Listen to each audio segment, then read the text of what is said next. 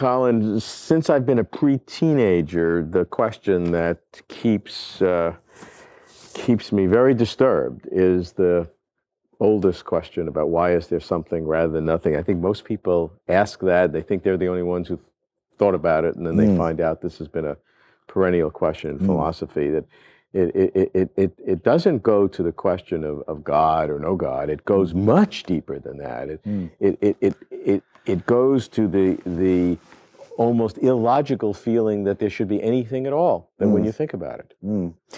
Well, I think we have to look at the question, really, and we mustn't, of course, just assume that the question is a perfectly good question, and therefore we should be puzzled about the answer. The question might not be a very good question, it might be misleading in various ways. So let's interpret it to mean, why are there existent things rather than non-existent things? Or why is there something rather than nothing? Why is there existent things rather than no existent things? Right, exactly. So that in form, it's grammatically, logically, just like the sentence or the question, why are there human beings, or why are there mountains, or why are there planets, or why are there chairs? It's got the same form as that, because it says, why are there such and suches? Yeah, so the question is, why are there existent things, as opposed to the specific kinds of things? Now, in the case of specific kinds of things, the question is perfectly answerable. Right, easily. Easily answerable. Why are there mountains? Because there was something else and it caused mountains. They caused mountains to exist. Why are there humans? There was something, primates, and they caused us to exist in evolution, and so on and so forth. So, but then when we move to the question, why is there anything whatsoever? It's got the same kind of form, but of course you can never answer it in the same kind of way, because you've included everything now in you. Right. So there's nothing else you're going to be able to cite and say, well, it's because of those things. Exactly. Because you want to know, well, why do those things exist? Well, everything you can say is subsumed within that question. It's assumed within that question. So why should there really be an answer to the question, why is there something?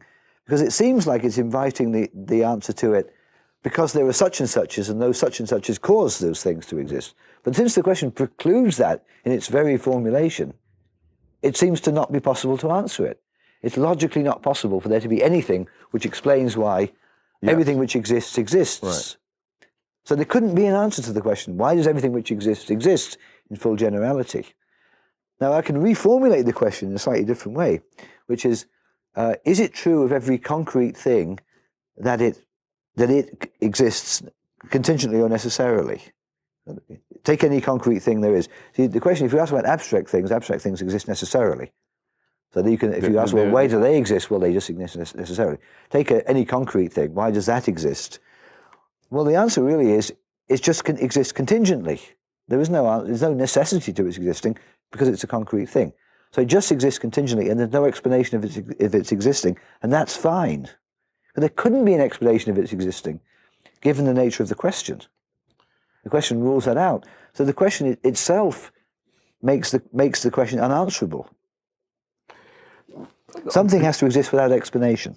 Okay, I think that's right. There has to be something that exists without explanation, something whose existence self-subsumes its own existence. So since something must exist without explanation, there's no point in asking about everything what the explanation of its existence is, because you know that there are going to be some things that exist without explanation. But if that were to be the ultimate conclusion, that's a very helpful one. Because it points out that there must be some self-existing things. Exactly. There must be some self-existing things. But it follows from the logic of explanation, doesn't it? Because if these things explain the existence of these things, and those things explain the existence of other things, there are some things somewhere that don't need an explanation.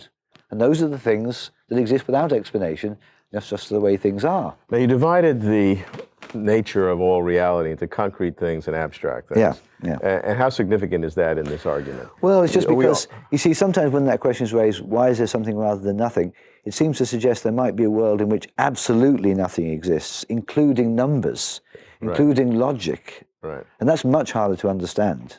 In every possible world, it seems like numbers have to exist and logic has to exist. There doesn't have to be matter, there don't have to be minds, and maybe it doesn't even have to be space. But there's got to be logic and numbers, because they have that kind of completely necessary existence everywhere. Every world contains numbers. And if we're looking at abstract things, and certainly abstract numbers, there's an infinity many of them too. So there's going to be, they're not contingent in their existence, so nothing explains why they exist. They just exist necessarily.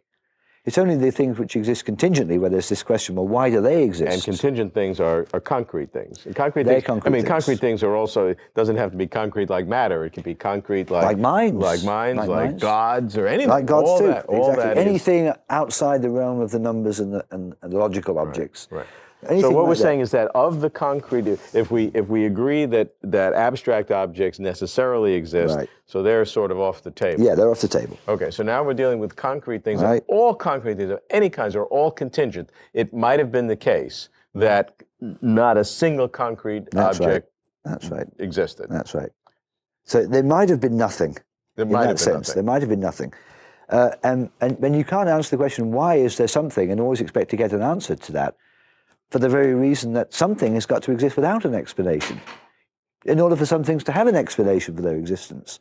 So you're bound to be faced with the possibility that there are some concrete things whose existence has no explanation. It's just the case. I think that's pretty profound.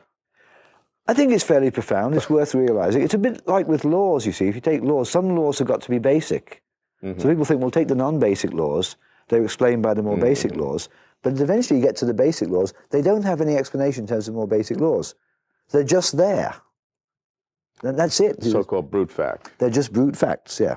So if we take the idea of brute facts, there are some brute existences. They just exist, just like that, without explanation. But it shouldn't be that surprising, since there has to be something like that, right?